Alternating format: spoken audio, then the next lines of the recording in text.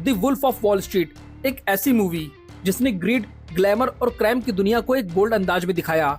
Martin स्कॉर्सेज़ के direction में बनी ये मूवी सिर्फ एक फिक्शनल स्कैम की कहानी नहीं है, बल्कि एक इंसान के राइज और फॉल का ड्रामेटाइज्ड पोर्ट्रेट है।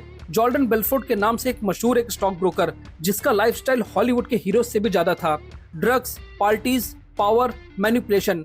इस मूवी ने कॉर्पोरेट दुनिया के डार्क साइड को उतनी ही ऑनेस्टली से दिखाया जितनी डेयरिंग से बेलफोर्ड ने रियल लाइफ में दिखाया था। और जितना पावरफुल इसका ऑन स्क्रीन कंटेंट था, उतना ही फैसिनेटिंग इसका ऑफ स्क्रीन मूवमेंट भी।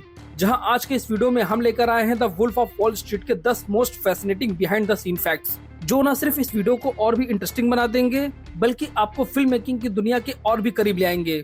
जिसमें आप जानेंगे किस तरह शूट किए गए ये ड्रग्स वाले सारे सीन, किस बड़ी गलती की वजह से यूएस सीक्रेट सर्विस और एफबीआई को मूवी के सेट पर रेड मारनी पड़ी, कैसे सेंसरशिप के दायरे को तोड़कर बनाई गई इतनी बोल्ड मूवी, और कैसे शूट किए गए ये सारे न्यूड सीन। क्या ये सब पॉर्न स्टार्स थी या actors? The wolf of Wall Street इस मूवी को रिलीज किया गया था 3 जनवरी 2014 को, जिसे डायरेक्ट किया था मार्टिन स्कॉर्सेज़ ने, जिन्होंने इससे पहले Shutter Island, Departed, the Irishman, Hugo और killer of the flower moon जैसी मूवीज को डायरेक्ट किया है।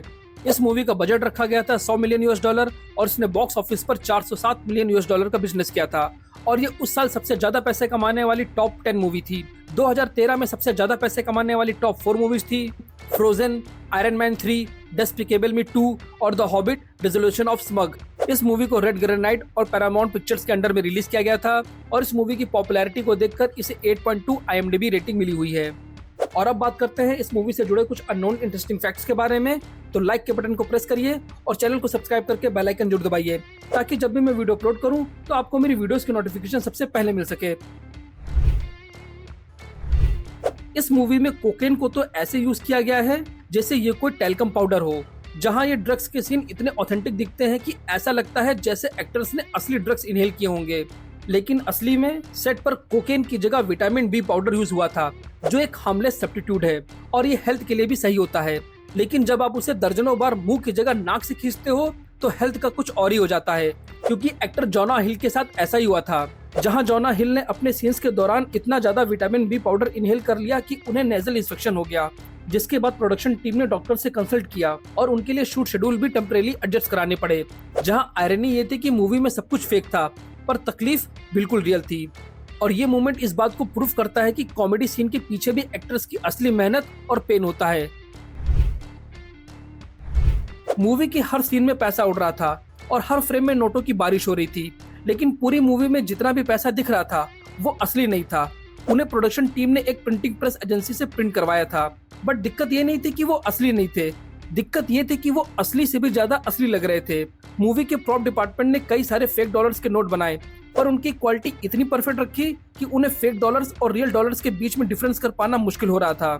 जहां जब मूवी के लिए सेट पर मिलियन ऑफ डॉलर्स का कैश दिखाया गया तो वो सारा कैश नकली था, लेकिन वो इतना रियलिस्टिक लग रहा था कि यूएस सीक्रेट सर्विस को इंटरफेयर करना पड़ा, क्योंकि उनको लगा कि कहीं पर इलीगल करेंसी की प्रिंटिंग हो रही है।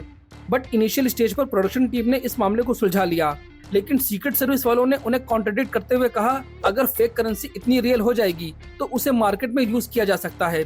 इसलिए प्रोडक्शन टीम ने सेट पर नए रूल्स लागू किए, जिसमें फेक करेंसी को सेट के बाहर ले जाना स्ट्रिक्टली बैन था। हर शूट के बाद कैश का ऑडिट होता था, कितने नोट आए, कितने नोट गए, सब रिकॉर्ड हो रहा था। नोट्स को थोड़ा ब्लर और छोटी सी मार्किंग के साथ बनाया गया ताकि असली करेंसी से कंफ्यूज ना हो जाए। और वहीं फेक नोट्स के लिए अलग से लॉकर बनाए गए थे, जिसकी सिक्योरिटी इतनी टाइट थी कि जैसे वो उसमें असली कैश रखा हो, क्योंकि अगर ये गलती से भी मार्केट में चल जाता तो फिल्म की टीम पर इलीगल केस बन सकता था। इस मूवी ने खूब सारा नकली पैसा उड़ाया और कई सारे रूल्स तोड़े, लेकिन एक चीज और थी जो रिकॉर्ड लेवल पर ब्रेक की गई, वो था एफ वर्ड का यूज, क्योंकि इस मूवी में टोटल 570 बार ये वर्ड बोला गया। मतलब आप समझ लीजिए कि हर 21 सेकंड में एक बार गाली, जो आज भी अपने आप में एक वर्ल्ड रिकॉर्ड है। और ये सब सिर्फ शॉक वैल्यू के लिए नहीं था, डायरेक्टर ने इंटेंशनली इस लैंग्वेज को यूज किया क्योंकि उनके कैरेक्टर की दुनिया ही ऐसी थी, क्योटिक, क्रूड और कम्प्लीटली अनफिल्टर्ड। जोना हिल, लियोनार्डो डिकैप्रियो और बैकग्राउंड के ब्रोकर्स तक सबने एफ वर्ड को डायलॉग नहीं बल्कि इमोशन का एक्सप्रेशन बना दिया। और इसी वजह से वुल्फ ऑफ वॉल स्ट्रीट बन गई एक ऐसी फिल्म जो सिर्फ स्कैंडल नहीं दिखाती, बल्कि हॉलीवुड की बाउंड्रीज को भी गाली देते हुए तोड़ती है। आपको लगता होगा the wolf of Wall Street सिर्फ पैसे, ड्रग्स और मैडनेस की कहानी थी, लेकिन इस मूवी के कुछ सीन ने न सिर्फ कैमरे के सामने बल्कि सेट के पीछे भी हदों को तोड़ दिया था, क्योंकि मूवी में कई सारे बोल्ड और एक्सट्रीम लेवल पर न्यूड सीन थे जिसे ऑडियंस देखकर तो परेशानी हो गई थी। लेकिन इस मूवी में जितने भी बोल्ड और न्यूड सीन दिखाए गए थे वो सारे सीन 100% रियल नहीं थे। उनमें से कई जगह पर CGI का यूज हुआ था ताकि एक्टर्स के प्राइवेट पार्ट को ब्लर किया जा सके और शॉट को ज्यादा एस्थेटिक बनाया जा सके। जहां ये सारे सीन इल्यूजन थे जिन्हें बहुत ही क्लेवर तरीके से क्राफ्ट किया गया था। जैसे मॉर्गेट रॉबी का एक फेमस न्यूड सीन था, उस सीन में बॉडी के न्यूड्स पार्ट को CGI के थ्रू इनहेंस किया गया था ताकि कुछ पार्ट को एग्जैजरेट या ब्लर किया जा सके। मॉर्गरेट ने खुद बोला था कि डायरेक्टर उनके रियल न्यूड सीन शूट करना चाहते थे, लेकिन उन्हें केयरफुली क्राफ्ट करके। और मॉर्गरेट रॉबी के लिए ये उनकी पहली बड़ी हॉलीवुड मूवी थी जहां उन्होंने कंप्लीट न्यूड सीन के लिए हाँ बोला। और वही मूवी में जितने भी सेक्स सीन दिखाए गए थे उन सभी सेक्स सीन्स के लिए रिहर्सल होते थे, जैसे एक्शन सीन्स के लिए होते हैं, बिल्कुल उसी तरह। किसी भी सेक्स सीन को रैंडमली शूट नहीं किया गया।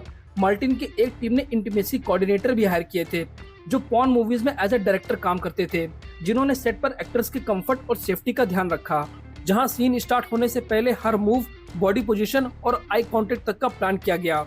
और इस मूवी के प्रीमियर के बाद the motion picture of association वालों ने इस फिल्म को NC-13 रेटिंग देने का प्लान किया, जो थिएट्रिकल रिलीज के लिए तो बहुत ही मुश्किल था। लेकिन मार्टिन ने कुछ सेकंड्स के सीन को कट करके इसे R रेटिंग के लिए मना लिया। लियोनार्डो डिकैप्रियो ने एक इंटरव्यू में कन्फेस किया था कि ये सब सीन्स ऑकवर्ड जरूर लगते हैं, लेकिन जब सारे एक्टर्स अपने काम सीरियसली कर रहे हों तो ये भी एक कोरियोग्राफ परफॉर्मेंस बन जाती है, जैसे ये एक डांस परफॉर्मेंस हो। लियोनार्डो डिकैप्रियो ने इस मूवी के लिए किसी भी सीन में कोई शॉर्टकट नहीं लिया, क्योंकि उनके लिए the wolf of Wall Street एक एक्टिंग असाइनमेंट नहीं बल्कि एक फिजिकल और इमोशनल बैटलफील्ड था, जहां जॉर्डन बेलफोर्ड के एक्सट्रीम लाइफस्टाइल को दिखाने के लिए उन्होंने अपने कंफर्ट जोन के हर बाउंड्रीज को तोड़ दिया। जिसमें रियल ड्रग्स तो उन्होंने कभी यूज नहीं किए, लेकिन जॉर्डन बेलफोर्ड के हाई ऑन ड्रग्स मूवमेंट को रियलिस्टिक पोर्ट्रेट करने के लिए उन्होंने इंटेंस फिजिकल कॉमेडी की ट्रेनिंग ली, जहां मूवी के एक सीन में ड्रग्स के ओवरडोज होने के बाद बॉडी में होने वाले फिजिकल और मेंटली मूवमेंट जैसे स्लर्ड स्पीच और सेमी बॉडी पैरालाइज को इतना ऑथेंटिक तरीके से दिखाया कि ऐसा लगता है कि जैसे उनकी बॉडी के मसल सच में आउट ऑफ कंट्रोल हो गए हों। और ये सब इम्प्रोवाइजेशन नहीं था, लियो ने इसके लिए एक्चुअल ट्रेनिंग ली थी। उन्होंने डॉक्टर से कंसल्ट किया, न्यूरोलॉजिकल डिसऑर्डर के वीडियोस देखे और ऑब्जर्व किया कि रियल पेशेंट की बॉडी और जुबान किस तरह रिएक्ट करती है। और कट टू मूवी का वो दूसरा सीन जिसमें लियोनार्डो लंबोर्गिनी से निकलकर जमीन पर घिसते हुए जाता है, उस सीक्वेंस के लिए लियोनार्डो ने अपनी बॉडी को इतना पुश किया कि उनकी पीठ सच में छिल गई, लेकिन फिर भी उन्होंने उस शॉट को कंप्लीट किया बिना किसी कंप्लेंट के। और उस शॉट को परफेक्ट करने के लिए उन्होंने दर्जनों बार रीटेक किए, जिसमें कभी उनके घुटने छिल जाते और कभी उनकी बॉडी मसल्स खिंच जाती। और आपको जानकर हैरानी होगी कि इसे लियो ने खुद एक्सेप्ट किया कि it was physically exhausting, that hardest scene I have ever done in my life. और कहीं ना कहीं ये सीन लियोनार्डो डिकैप्रियो की करियर का सबसे चैलेंजिंग परफॉर्मेंस भी था। मेथड एक्टिंग का एक लेवल होता है और फिर आता है जॉना हिल का लेवल, जहां the wolf of Wall Street के एक आउटरेजियस पार्टी सीन में जब जॉना हिल एक गोल्ड फिश को मुंह में डाल के खा जाता है, जिसको देखकर लोगों ने सोचा होगा ये पक्का CGI है, but truth is more disturbing. वो गोल्ड फिश असली थी और जॉना ने उसे सच में निगल लिया था। ये सीन सिर्फ शॉक वैल्यू के लिए नहीं था, जॉना ने खुद प्रपोज किया था कि इस मोमेंट को रियल बनाया जाए और अगर और टेक्स्ट चाहिए तो मैं और भी खा लूंगा। जहां इस सीन को देखने के बाद मूवी के डायरेक्टर मार्टिन और सेट के लोग लिटरली स्पीचलेस रह गए। ये कमिटमेंट था एक एक्टर का जिसने कॉमिक रोल के पीछे भी फुल डेडिकेशन दिया। और इसके बाद रियल में प्रोडक्शन टीम ने उनके लिए एनिमल सेफ्टी वेवियर साइन करवाया ताकि पेटा वाले उन पर केस ना करें। लियोनार्डो डिकैप्रियो और मैथ्यू मैककॉनॉगी के बीच एक अनफॉरगेटेबल सीन होता है जहां उनको चेस्ट पर हाथ मारते हुए करना था। और ये सीन आज भी मीम्स, रील और सिनेमा के फैन पेज का फेवरेट है। लेकिन ये जानकर आप हैरान रह जाओगे, ये सीन स्क्रिप्ट में था ही नहीं। मैथ्यू मैककॉनॉगी का ये चेस्ट थंपिंग और हमिंग रूटीन उनका रियल लाइफ में एक वोकल वार्म अप था, जो वो हर शॉट से पहले करते थे ताकि उनकी वॉइस और रिदम में आ जाए। जब लियोनार्डो ने उन्हें ये बैकस्टेज करते देखा तो उन्होंने कहा ये एक्सरसाइज सीन में होना चाहिए और इस सीन को इम्प्रोवाइज करके सीन में डाल दिया गया, जिसे लियोनार्डो ने बाद में बताया that moment was not acting, it was pure raw creativity happening in real time. Martin Scorsese ने सिर्फ एक्टर्स पर भरोसा नहीं किया, बल्कि उन्होंने वॉल स्ट्रीट की असली जंग को स्क्रीन पर जिंदा रखने के लिए एक कदम और आगे बढ़ाया। जहां उन्होंने ऑफिस के क्राउड के लिए रियल लाइफ स्टॉक ब्रोकर को बुलाया, वो लोग जो कभी 90s के वॉल स्ट्रीट के फ्लोर पर काम कर चुके थे, जहां सेट पर 4 कंटिन्यूसली रिंग कर रहे थे, लोग पेपर उछाल रहे थे और बैकग्राउंड में वही हसल दिख रहा था जो कोई ट्रेंड एक्टर भी कॉपी नहीं कर सकता। मार्टिन चाहते थे कि कैमरा जब लियोनार्डो को फोकस करे तो उनके पीछे का एनवायरनमेंट भी उतना ही अलाइव और ऑथेंटिक लगे, जैसे ऑडियंस खुद एक स्टॉक ब्रोकर के ऑफिस में बैठी हो। और यही था मार्टिन स्कॉर्सेसे का मैजिक और उनके सिनेमा का जादू। ये मूवी सिर्फ एक्टिंग और स्टोरी टेलिंग का मास्टरपीस नहीं था, ये मूवी एक टाइम मशीन थी जो हमें ले गई 1980s और 90s के वॉल स्ट्रीट एरा में। और इसी इल्यूजन को रियल बनाने का क्रेडिट जाता है कॉस्ट्यूम डिपार्टमेंट को। मूवी के लिए 2000 से भी ज्यादा कॉस्ट्यूम आउटफिट और डिजाइन प्रिपेयर किए गए। हर एक सूट, टाई, शर्ट, ड्रेस, इन सबको इस तरह सिलेक्ट किया गया ताकि वो एग्जैक्ट सेम वाइब दे जो उस एरा के फाइनेंशियल जायंट्स और ट्रॉफी वाइब्स का होता था। हर कैरेक्टर के वार्डरोब के थ्रू उनकी पर्सनैलिटी, पावर और पोजीशन दिखाई गई। जहां जॉर्डन बेलफोर्ड के बोल्ड सूट्स, डॉनी के फ्लैशी शर्ट्स और नाओमी के एक्सपेंसिव डिजाइनर ड्रेसेस, ये सब सिर्फ कपड़े नहीं थे, ये उनकी लाइफस्टाइल का विजुअल लैंग्वेज था। कॉस्ट्यूम डिजाइनर ने ओरिजिनली विंटेज रेफरेंस के लिए न्यूयॉर्क के बुटीक स्टोर और टेलरिंग आर्चिव्स तक छान मारे ताकि हर लुक असली और पीरियड एक्यूरेट लगे। डायरेक्टर मार्टिन ने कहा था, the cloth had to speak before the character even open their mouth. जिस कैरेक्टर ने दुनिया को हिला दिया, उस कहानी के असली हीरो या विलन ने खुद भी उस कहानी का हिस्सा बनने का फैसला किया।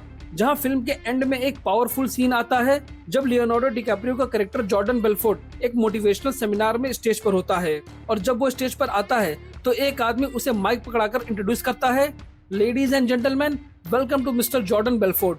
वो आदमी कोई एक्टर नहीं बल्कि रियल जॉर्डन बेलफोर्ड होते हैं।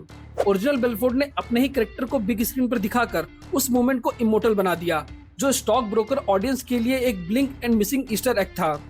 मार्टिन स्कॉर्सेसे ने कहा था, I wanted the real wolf to pass the torch to the real wolf। तो आपको ये मूवी कैसी लगी थी और आपको इस मूवी का कौन सा इंटरेस्टिंग फैक्ट पसंद आया, प्लीज हमसे कमेंट सेक्शन में शेयर करिए। और अगर आपको अपनी मनपसंद मूवी का इंटरेस्टिंग फैक्ट जानना है तो कमेंट सेक्शन में लिखकर हमसे शेयर कर सकते हैं। मैं उस टॉपिक पर जल्द से जल्द वीडियो लाने की कोशिश करूंगा। Thank you.